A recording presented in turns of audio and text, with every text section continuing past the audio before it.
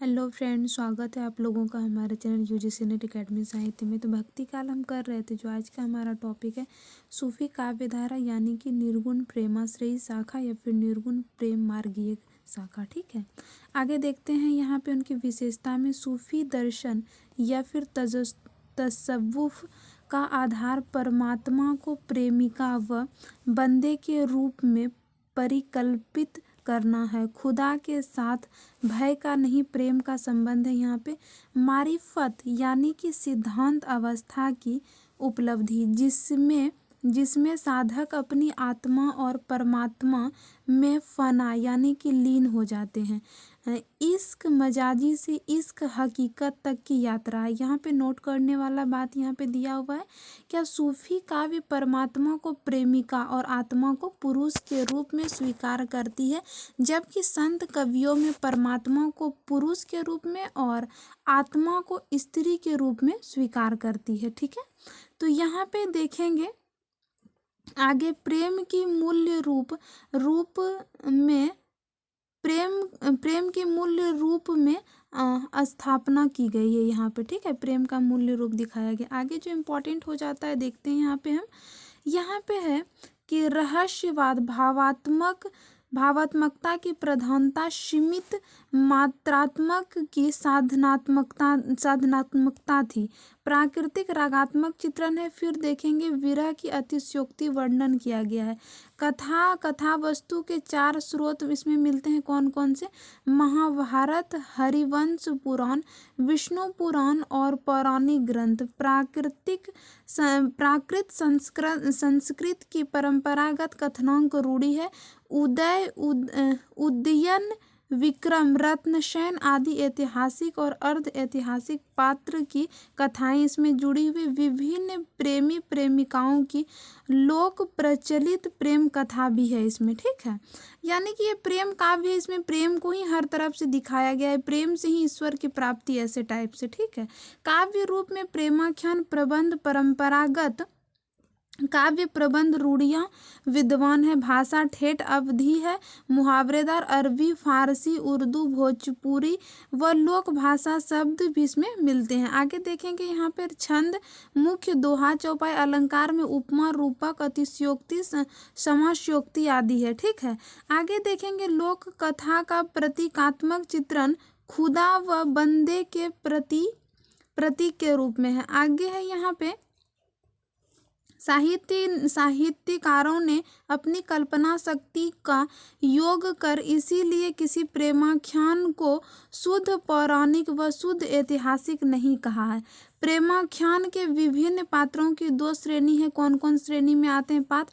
एक है मानवीय श्रेणी, एक आते हैं मानवेतर श्रेणी। मानवीय श्रेणी में राजकुमार आ जाते हैं, राजकुमारी, और मानवेतर में असुर, राक्षस, बैताल, हंस आ जाते हैं। ठीक है, इस धारा में कवियों ने अपनी रचनाओं में प्रेम, काम, श्रृंगार आदि के गंभीर चित्रण के साथ साथ परंपरागत ज्ञान विज्ञान में भी प्रस्तुत दर्शन, पुराण, ज्योतिष, सुकुन शास्त्र, काम शास्त्र, वैदिक संगीत शास्त्र, युद्ध कला आदि। ठीक है, आचार्य शुक्ल ने सूफी प्रबंध काव्य को मशनवी एवं प्रेम पद्धति, फारसी पद्धति से जोड़ा है। कहीं कहीं भारतीय पद्धति का मिश्रण है, कहीं अभारतीय माना है, परंतु आगे चलकर गणपति चंद्र गुप्त आदि विद्वानों ने नए शोध एवं तर्कों के आधार पर इन दोनों को भारतीय परंपरा में ही सिद्ध किया है। ठीक है, आगे यहाँ पे देखते हैं जो इम्पोर्टेंट है कि सूफियों का संबंध मूलतः इस्लाम से है, किंतु इस्लाम का प्रतिपादित दार्शनिक मान्यता इनकी साधना पद्धति के अनुकूल नहीं है। यही कारण है कि इसमें इस्लाम के दार्शनिक प्रभावों को ग्रहण करते हुए कोई अन्य दार्शनिक प्रभावों को स्वीकार तथा अपने दर्शन की नींव रखी है। ठीक है, आगे जो है इसमें खुदा ने बंदों को 2 रूप में इसमें माना है। कैसे कैसे? एक माना है यहाँ पे इल्म ए सकीना के रूप में, दूसरा इल्म ए सीना के रूप में। ठीक है, तो देखते हैं यहाँ जो आ जाते हैं इम्पॉर्टेंट फैक्ट में, क्योंकि यहाँ से अभी थ्योरी से भी क्वेश्चंस आ रहे हैं तो आ सकते हैं। इस इल्म ए सकीना वह ज्ञान है जिसमें खुदा ने मोहम्मद पैगंबर के माध्यम से अर्थात यानी कि कुरान के रूप में जो मतलब संदेश दिया है, जबकि इल्म ए सीना वह ज्ञान है जिसमें खुदा साक्षात बंदे के हृदय में स्थापित होते हैं। ठीक है, सूफी दोनों ज्ञानों को प्रामाणिक मानते हैं। इल्म ए सीना की प्रामाणिकता उनकी दृष्टि से अधिक है। इसी के आधार पर उन्होंने अपने दर्शन की रूपरेखा तैयार की है। ठीक है, आगे हम देखेंगे यहाँ पे जो इम्पोर्टेंट है वो है कि इस्लाम मानता है कि खुदा, जगत, जीव तीनों वास्तविक तथा भिन्न सत्ता है। खुदा इतना पवित्र है कि उसे जगत जीव के अभिन्न नहीं माना जा सकता है। इस्लाम के अनुसार खुदा और बंदे में यानी कि राजा, प्रजा, स्वामी, दास का संबंध है, प्रेम का नहीं। यहाँ पे ये वाला बात कहा है। ठीक है, आगे यहाँ पे देखेंगे सूफियों ने नव्य प्लेटोवाद और भारतीय उपनिषद दर्शन में दिखाने वाले अद्वैत की भावभूमि पर अपनी दार्शनिक मान्यता प्रस्तुत की है। ठीक है, आगे हम देखते हैं यहाँ पे जो आ जाते हैं सूफियों में। सूफी के अनुसार मनुष्य के चार विभाव हैं, नफ्ल, अक्ल, कल्ब, रूह। ठीक है, नफ्स क्या है देखते हैं यहाँ पे। नफ्स का अर्थ है इंद्रियां, अक्ल है बुद्धि, कल्ब है हृदय, रूह है आत्मा। इनकी मान्यता में खुदा के प्रति यानी कि कल्ब अर्थात हृदय में है, क्योंकि कल्ब में ही खुदा का प्रतिबिंब व्यक्त होता है और यह दर्पण यह हृदय में जितना निर्मल होगा खुदा का प्रतिबिंब उतना ही स्पष्ट होगा। ठीक है, आगे हम देखेंगे ये जगत में वास्तविक सत्ता स्वीकार करते हैं, किंतु जगत में खुदा के कार्य नहीं बल्कि उनकी अभिव्यक्ति मानते हैं। विचार के कारण बहुमुखी रहस्यवाद में पैदा होने की संभावनाएं स्पष्ट होती है। ठीक है, आगे देखेंगे सूफी के अनुसार बंदा अपनी साधना को खुदा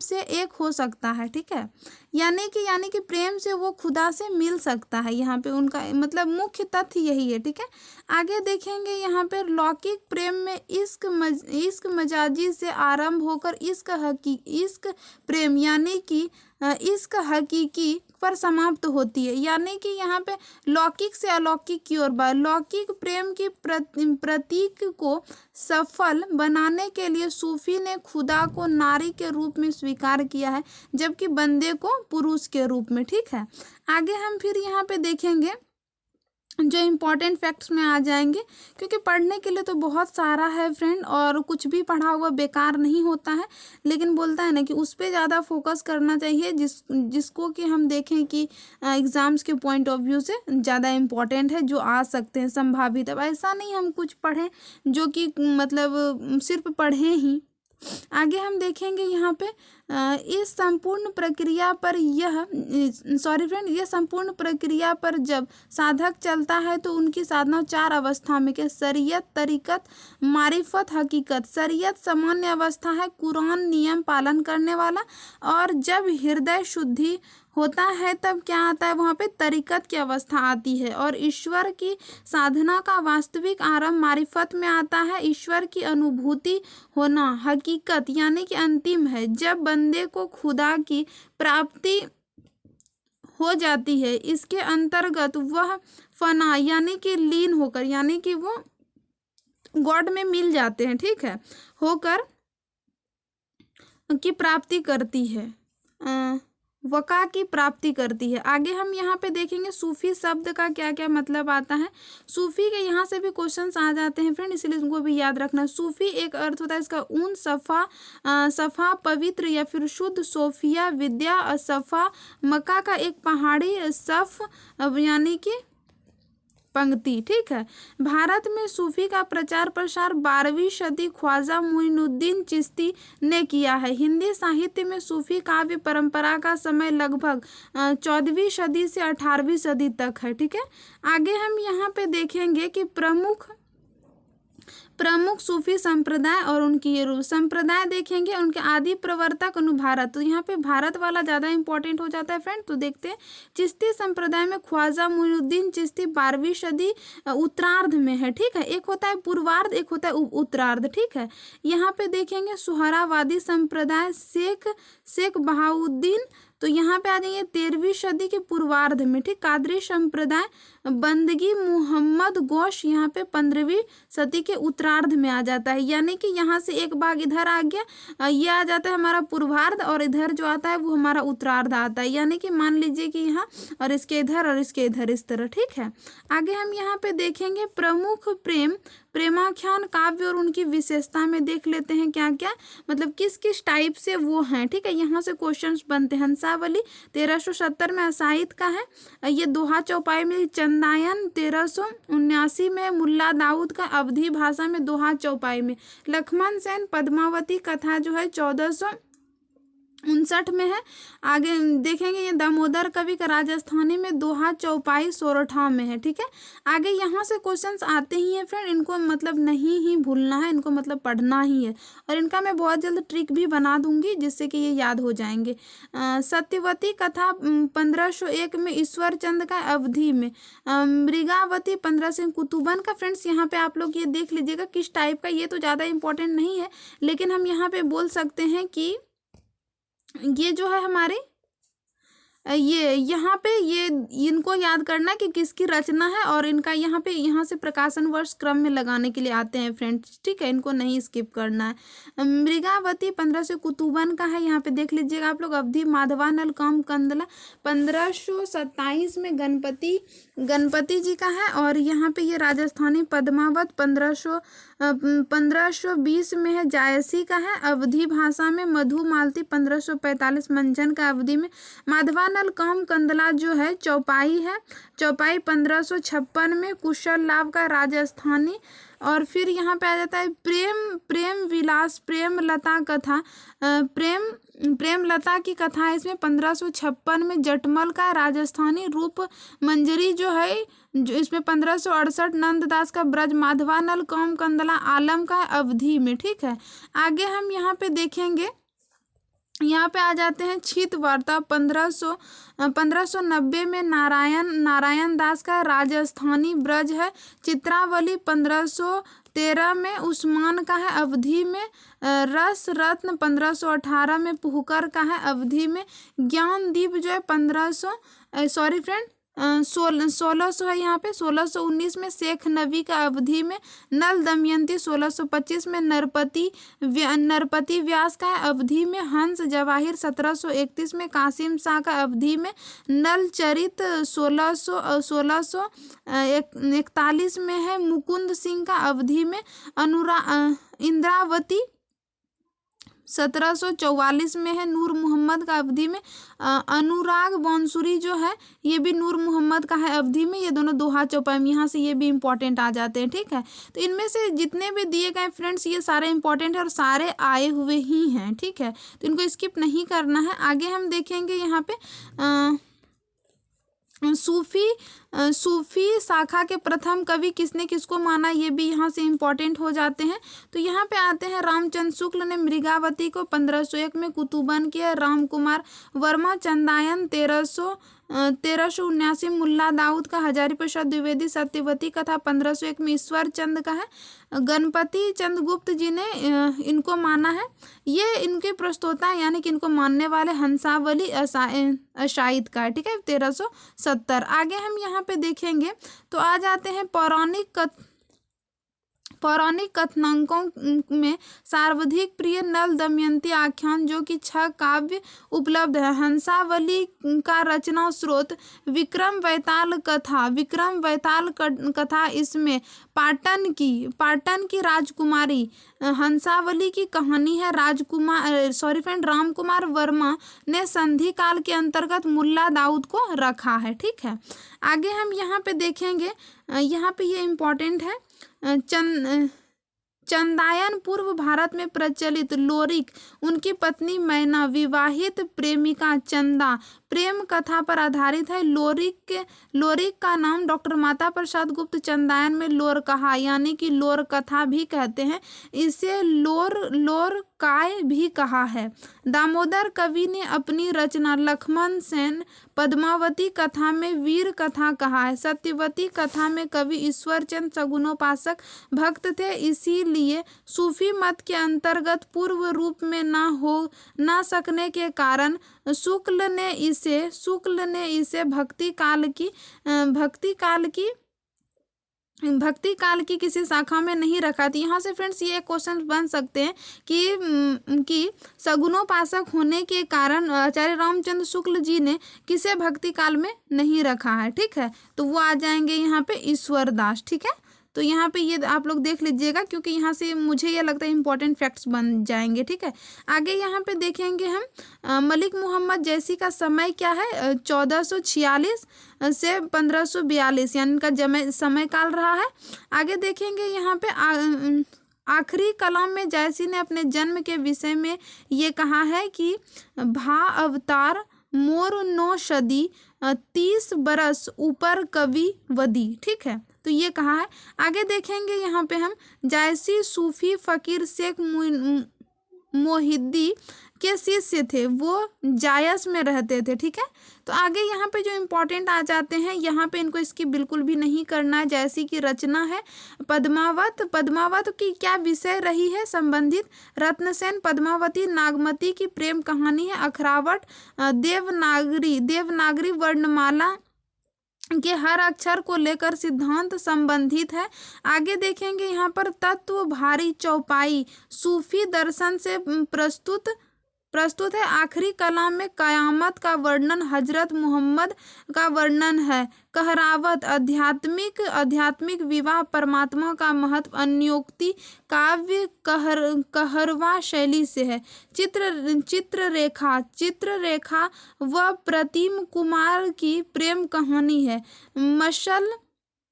मशलनामा लोकोक्ति के माध्यम से ईश्वर की प्राप्ति का प्रेम, क्योंकि आप लोग ज़्यादा यहाँ पे देख रहे होंगे कि प्रेम का ही ज़्यादा वर्णन है, यानी कि ये प्रेम का भी इसीलिए तो कहा गया है ना। आगे देखेंगे यहाँ पे कन्हावत कृष्ण चरित पद्मावत शैली जैसी संभाव्य हिंदी साहित्य की प्रथम कृष्ण काव्य अवतार का प्रतिपादन सूफी मत से अछूती है। ठीक है, आगे यहाँ पे देखेंगे हम पद्मावत के बारे में जो दिया गया, इनका समय क्या रहा, 1520 ईस्वी और हिजरी की बात करेंगे तो 927 है। ठीक है, और यहाँ पे कवि ने पद्मावत का निर्माण काल के विषय में कहा है कि सन 927 कहा, कथा आरंभ बेन कवि कहा। ठीक है, ये अवधि का प्रथम महाकाव्य माना जाता है। इनमें 57 खंड है। उत्प्रेक्षा अलंकार की बहुलता है, ये इंपॉर्टेंट हो जाता है। मगधावती, मृगावती, मधुमालती, प्रेमावती काव्य का उल्लेख है। ठीक है, पद्मावत एक बांग्ला अनुवाद अराकान राज्य में वजीर मगन ठाकुर सन 1650 में के आसपास आलो उजाला नामक कवि ने करवाया। आगे देखेंगे विजय देव नारायण शाही ने पद्मावती को अपने ढंग की त्रासदी कहा है। ठीक है, आगे देखेंगे शाही ने जायसी को मूल कवि माना है, यानी कि विजय देव नारायण शाही ने जायसी को मूलतः कवि ही माना है। ठीक है, आगे जो यहाँ पे इम्पोर्टेंट आ जाते हैं इनको भी देख लेते हैं। यहाँ पे जो आ जाएंगे पद्मावती अन्योक्ति अन्योक्ति समासोक्ति दोनों तत्व हैं, फिर भी यह समासोक्ति अधिक निकट है। पद्मावत को प्रतीकात्मक कथा का है। पद्मावत और उनके प्रतीक को देख लेते हैं फ्रेंड्स, ये भी इंपॉर्टेंट हो जाते हैं। रत्नसेन मन आत्मा, साधक का प्रतीक है। सिंघल हृदय का प्रतीक है। पद्मावत श्रद्धा सात्विक बुद्धि परमात्मा का प्रतीक है। सुगा हीरामन जो है वो गुरु का प्रतीक है। नागमती दुनिया धंधा यानी कि सांसारिक बुद्धि का प्रतीक है। राघव चेतन शैतान का प्रतीक है। अलाउद्दीन माया का प्रतीक है। ठीक है, आगे जो हम यहाँ पे देखेंगे तो यहाँ पे आ जाते हैं इंपॉर्टेंट फैक्ट में, सॉरी फ्रेंड, यहाँ पे पद्मावती का पहला भाग काल्पनिक और दूसरा भाग जो है वो ऐतिहासिक कल्पना का मिश्रण किया गया है। नागमती वियोगखंड पद्मावत का महत्वपूर्ण भाग है। और यहाँ पे देखेंगे विरह वर्णन के कारण प्रेम का पीर काव्य भी किनको कहा जाता है? पद्मावत को। ठीक है, ये नागमती वियोग के कारण।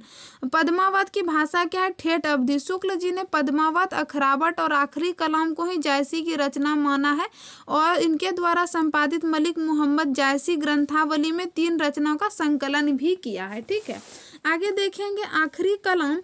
आखिरी कलाम का समय 1528 हिजरी की बात करेंगे तो यहाँ हिजरी में दिया गया है 936। ठीक है, बाबर के समय लिखी गई है, इसमें बाबर की प्रशंसा की गई है। यहाँ के शुक्ल के कुछ मतलब इम्पोर्टेंट कथन देख लेते हैं। पद्मावती हिंदी का सर्वोत्तम प्रबंध काव्य है। ठेठ अवधी